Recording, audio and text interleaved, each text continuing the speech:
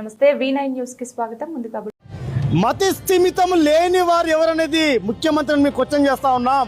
ఈరోజు హిందూ సంఘాల జేఏసీ నుంచి కూడా మా యొక్క హిందూ రాష్ట్ర సమన్వయ సమితి నుంచి కూడా 16 హిందూ సంఘాలు ఇక్కడ రావడం జరిగింది. ఈ దేవాలయాన్ని పరిశీలించడం జరిగింది. మొన్నటిగా మొన్న కట్టమైసమ్మ దేవాలయంలో ఎవడొక దుర్మార్గుడు ఆ యొక్క దేవాలయాన్ని పూర్తిగా మలినం చేసి హిందువులకు మనోభావాలు దెబ్బతించడం జరిగింది. ఇంతకుముందు గతంలో సికింద్రాబాద్లో ఉన్నటువంటి ముత్యాలమ్మ టెంపుల్లో ఒక దుర్మార్గుడు చొరబడి అమ్మవారి విగ్రహాన్ని విరగొట్టడం జరిగింది తన్ని. అంతకుముందుకు శంషాబాద్లో జరిగింది.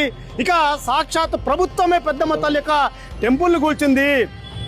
ఈ రకంగా భాగ్యనగర్లో ఈ రకమైన ధ్వంసదాడులు జరుగుతూ ఉంటే ప్రభుత్వం నుంచి వచ్చిన ఒకే ఒక స్టేట్మెంట్ ఏంటంటే కేవలం ఆ యొక్క దేవాలయాల మీద దాడులు చేస్తూ ఉన్నారు. ఎవరైతే ఉన్నారో వారందరికీ మతి స్థిమితం లేని చెప్తా ఉన్నారు.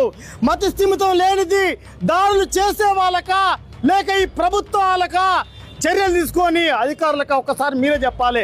ఏ దేవాలయం మీద దాడి జరిగిన వారికి మతి స్థిమితం లేదు, పిచ్చోళ్ళు అని చెప్పేసి ముద్ర వేస్తూ ఉన్నారు. ఇక్కడ కేవలం పిచ్చోళ్ళు అని చెప్పి ముద్ర వేసి హిందువులందరినీ కూడా పిచ్చోళ్ళు చేస్తూ ఉన్నారు. మీరు దయచేసి ప్రభుత్వం కూడా అధికారులు కూడా ఆలోచించేయాలి. అన్నిసార్లు సహనం అనేది ఉండదు. సహనం కోల్పోతే హిందూ సమాజం నుంచి వచ్చే సమాధానానికి మీ దగ్గర ఆన్సర్ ఉన్నది గుర్తుపెట్టుకోండి. దయచేసి ఇప్పటికైనా భాగ్యంలో జరుగుతున్నటువంటి ఏదైతే దుర్మార్గమైన దాడులు ఉన్నాయో వీటన్నిటి పట్ల ఇప్పటికైనా పక్షపాతం లేకుండా నిష్పక్షపాతంగా పూర్తి స్థాయిలో విచారణ జరిపించి మరి ఎవరైతే దోషులు ఉన్నారో వారి మీద పూర్తి స్థాయిలో చర్యలు తీసుకోవాలి.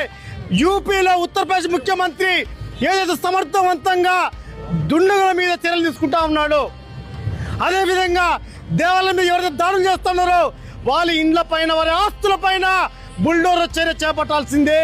బుల్డోజర్ చర్య చేపట్టినప్పుడు మాత్రమే ఈ యొక్క దాడులు ఆగుతాయి.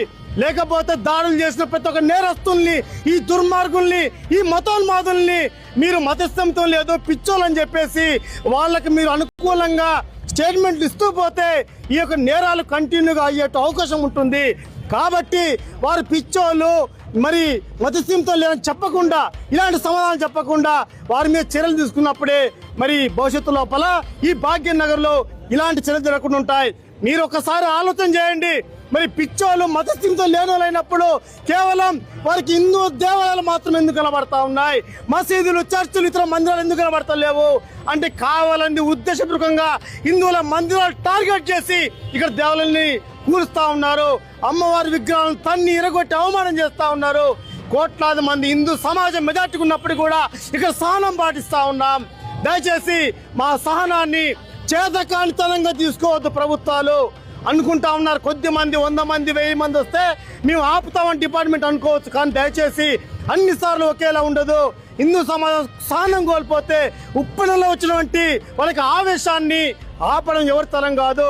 దయచేసి మేము ఒకటే రిక్వెస్ట్ చేస్తా ఉన్నాం ప్రభుత్వాన్ని, అయ్యా ముఖ్యమంత్రి గారు ఈ రాష్ట్రానికి ముఖ్యమంత్రి, అన్ని మతాలు మీకు సమానం.